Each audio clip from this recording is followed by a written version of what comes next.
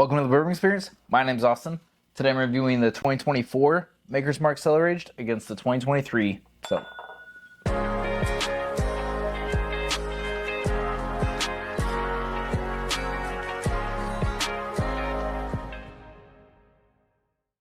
Okay, welcome back. This is the first episode after I wrapped up my Old Forester themed Bourbon Heritage Month, as well as my Battle of the ECBP's tournament. So this is the first one back to kind of a non-themed review, and pretty excited to start just moving on to other stuff, because as much as those have been fun and great, it's nice to mix it up. So I reviewed the 2023 not too long ago. Actually, it was one of my first reviews. And then my buddy Brian was able to get the 24, and they're both about it. The same fill level, or have been worked down about the same amount. So it'll be good to compare them and see if it's gotten better since then, since the last release, or if it's taken a downturn or what. This is a special blend of aged barrels. So this one is 15% 12 year and 85% 13 year. And when I move to the 23, I will touch on the ages for that. Before I get into this, if you could please like, comment, and subscribe to the channel. Do a lot of giveaways. I gave away a sample when I first reviewed the 23 of the Maker's Mark, and have done a ton since then. So that's one of the requisites for winning a sample. So get ahead of the curve and jump on that, and it helps me out quite a bit. Okay, with all that, let me get into the 2024. And this is going to be barrel proof at 119.3, so almost 60% ABV, almost 120 proof. Okay, on the nose, it's dark.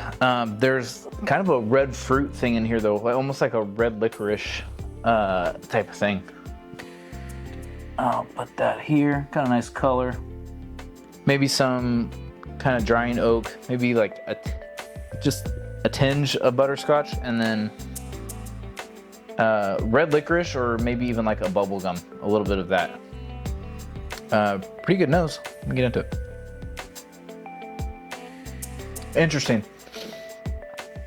So there is the red licorice on the like mid palate, and then kind of mid-late palate, that bubblegum sweetness comes through.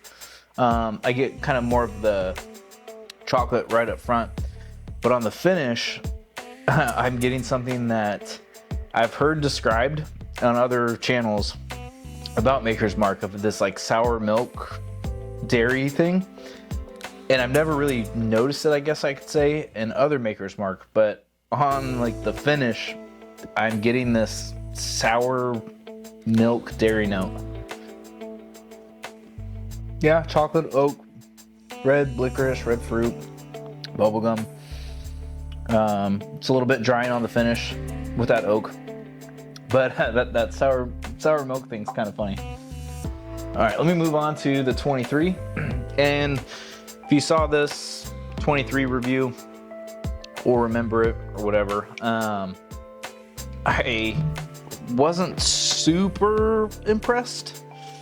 I've had it a couple more times. It's gotten better. But it didn't blow me away like it did some other people. And this one is just a little bit lower in proof. 115.7, 57, almost 58%. So about 2-ish% lower in ABV. And I will jump to the back here, and this is 13% 11 year, 87% 12 year.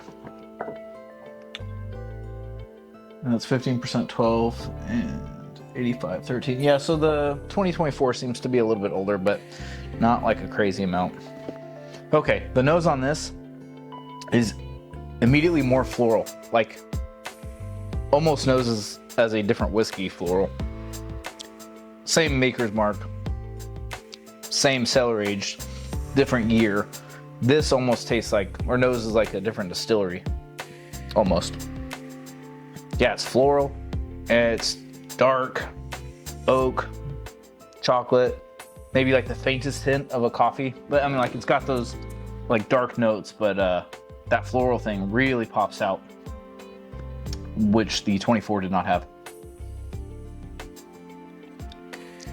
There's a milk chocolate, there's a oak, there's a red fruit in there, there's a baking spice. The finish has gotten better on this.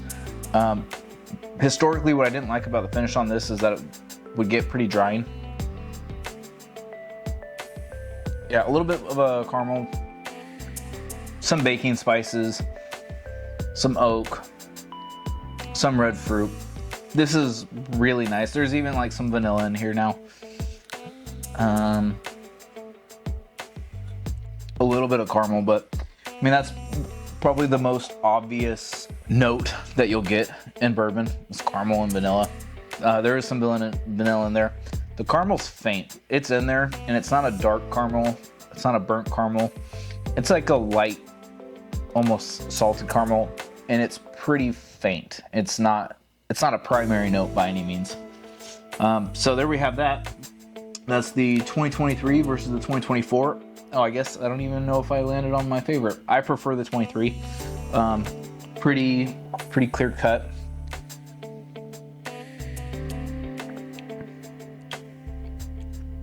Yeah, the 24 is a little bit more drying, and then it has that dairy, sour dairy thing, which is the turnoff for that. So I do lean on the 23. That is my preference. Neither one of these truly blow me away. They're good. 23 in particular is good, but they don't, I don't know. I think secondaries come back down to earth on these, and people are kind of realizing that. But when I reviewed the 23 the first time, I compared it against my all-time favorite at the time, Makers Mark product, which is the 2022 SE4 PR5. This was the second release in the wood finishing series. The first one being the RC6. And I was really surprised because they were both fresh cracks on the video, and I was not expecting the SE4 PR5 to do better than the Cellar Aged, and I clearly preferred it. So I'm just gonna run through this here real quick, and let's see if that stands up. Is my all-time Makers Mark favorite still the SE4 PR5? Oh yeah, on the nose. Butterscotch. There's a hint of the floral from the 23 Cellar Aged. Chocolate, butterscotch, little floralness. I mean, that's really good. And my favorite thing about this one is it doesn't taste as finished as the other wood finishing series. It tastes more like just a traditional bourbon that's really nice. And that's why it was my favorite. And I'm not getting an overly finished note on this, like that pancake syrup or like the super heavy chocolate. There is some chocolate in here, but like the overly heavy chocolate, the pancake syrup, the just really strong secondary wood stave notes that you can get on some of these. Yeah, it's drinking lighter than I was expecting. More butterscotchy than the other two. A little bit of chocolate is there. There might be a little bit of red fruit in here. Let me see. A little bit. I get more of kind of, what's the finish on this? Toasted American and French oak. Yeah, so I get the French oak stave on this more.